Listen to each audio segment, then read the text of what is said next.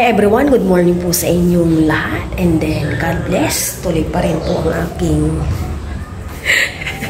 mga gawain dito sa bahay.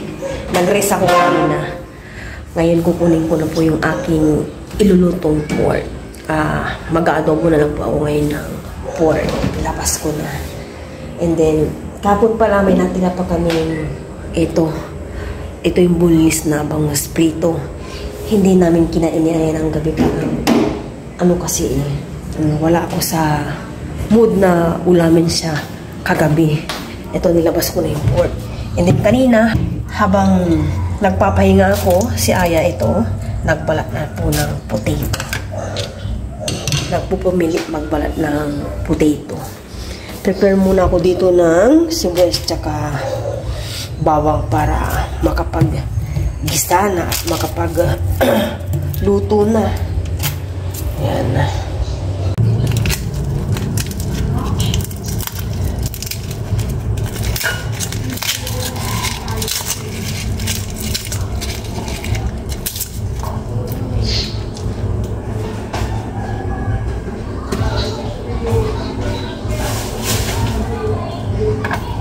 Ba yan? Bakit ko to inano?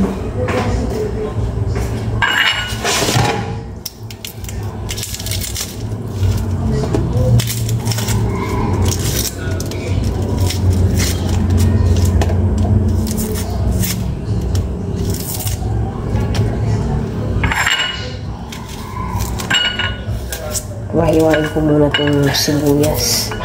Nandyan lang po si Aya sa may maybe area namin.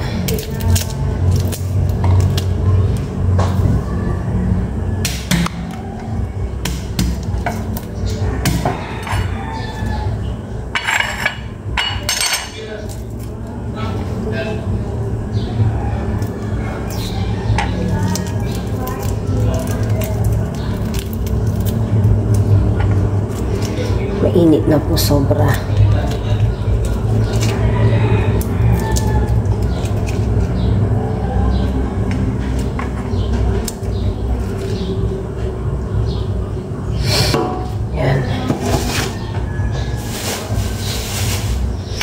Ito na po yung sibuyas, bawang.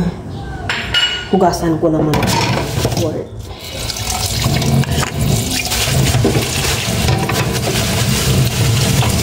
Adobo.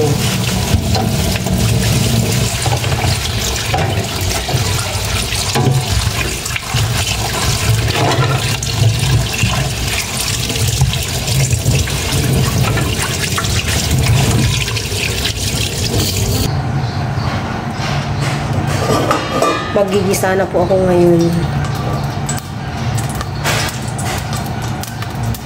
Gisa ko na itong bawang. Kaya pinauna ko ng pinaligo.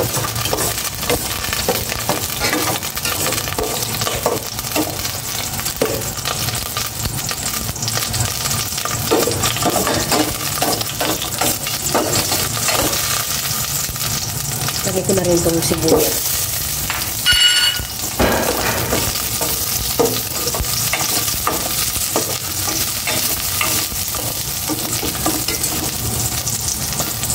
Lagay ko na itong pork para magisa na rin.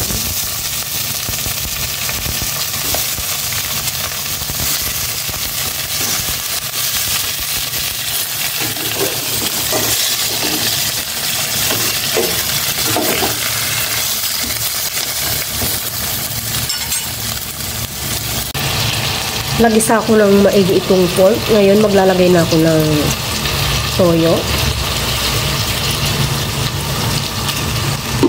And then, suka. Tapos, tubig pagpapalambutan ng pork. Yan, ganyan lang.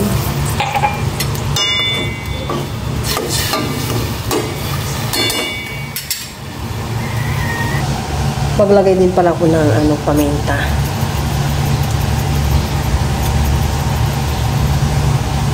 Nakaligo na po kami ni Aya. Fresh na po kami ni Aya. Andyan po si Aya. Bakit nakayo po si Aya? Anong ginagawa niya? Inaanak yung bracelet. Yung niya, mga pang sa bracelet. Ina-arrange niya. Nakapag-sign na po si Aya kanina nung natapos po siyang naligo. Yung inaadobo ko pong pork is nires ko muna para makatipid ng gas. Hindi naman po makati yung aking muka.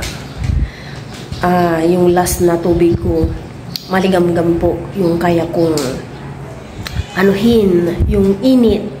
Kasi sabi nila, baka lamig lang daw po ito. I-observe ko pa rin. Hindi naman ako nangangati. Ano na po ito, oh. Parang umano na po siya talaga. Naway mawala na po ito bukas. Kasi sa Monday, wala palang maghahatid kay Aya. Kasi yung kapatid ko, yung isang motor dito, magpaparehistro po siya. 6:30 po siya alis ng umaga. Siguro pag magmamas na lang ako, hatid ko po si Aya, no choice po ako. Hindi, ipasakay mo na lang ako. Hindi pwede na, nakakatakot bakit yun. yung babae nakasakay na natin? Kaya mo? Diba? Kaya mo? Doon lang ako sa likod. Hindi pwedeng lilikod-likod ka, malaglag ka, Hindi pwede, Doon lang pasama ko. Hindi pwede. Sabi mo Pasakay ko na lang daw siya, hindi pwede, Sa? Okay lang. Sabi ko doon sa doon. Paano pag uuwi ka? Hindi si Kuya. Paano pag wala siya? Hindi mga kaki. Hindi Tricycle, sabi mo, pulong sir. Hindi, susundin kita, anak, mahirap na. Delikado ang panahon, hindi natin masabi ang araw. Huwag mo na niya. Maya-maya, i-continue ko na po yung aking pagluluto. Malapit-lapit naman na yung lumambot. Yung putito na lang ilalagay ko. Pag po, i-observe ko yung aking, itong ganitong kalagayan ko. Hindi muna ako basta-basta magpapa-check up. I-observe ko siya. Bayan. Ang daming nauong siya na or naantala na namin ni Aya.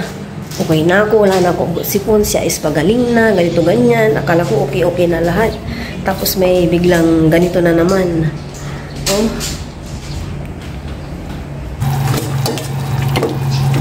Kukunti na ng sabaw. Ilalagay ko na itong potato. Kalat-kalat ko lang.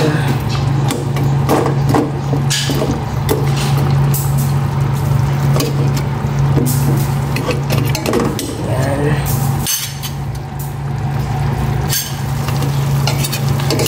Luto na po ang aking adobong pork. Diba? Ito na po yun. This is it.